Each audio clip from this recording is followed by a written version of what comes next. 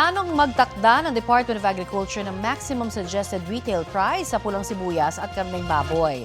Kung magkano yan, alamin natin sa balitang hatid ni Bea Pinlac.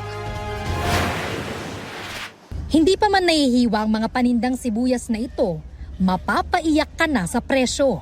Nasa 130 to 180 pesos ang presyo ng kada kilo ng sibuyas dito sa Mega Q-Mart sa Quezon City.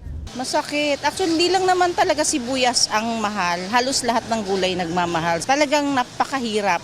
Napakahirap sa pagbabudget. Pero ayun na nga, sinasabi ko, wala tayong choice kundi talagang gagawan mo ng paraan. Sa monitoring ng Department of Agriculture, umaabot ng 200 pesos kada kilo ang bentahan ng sibuyas sa mga pamilihan sa Metro Manila.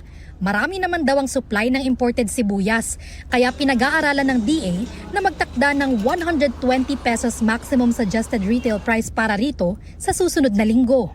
Magandang balita para sa mga mamimili ang pagtatakda ng MSRP. Malaking may tutulong sa amin yun. Pero sana talaga, mahirap din kasi umasa. Antayin na lang talaga natin at gagawa na lang talaga tayo ng paraan. Ang mga nagtitinda ng gulay, tiyak daw naaaray. Hindi pwede.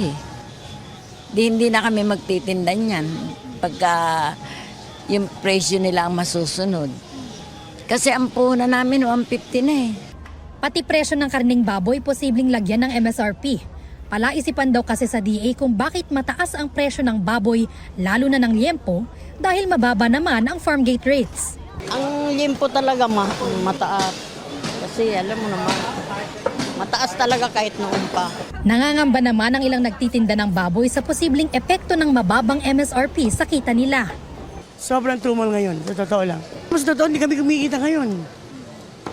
Pwesto, tauhan, kulang pa. Dapat sila mga dealer, mga supplier, sila magbaba ng baboy, hindi kami. Sa Mega Q-Mart, umaabot ng 450 pesos ang kada kilo ng liempo at 360 pesos naman sa kasim. Sa monitoring ng DA, nabibili ng hanggang 480 pesos ang kada kilo ng liempo sa mga pamilihan sa Metro Manila. Bea Pinlac, nagbabalita para sa GMA Integrated News.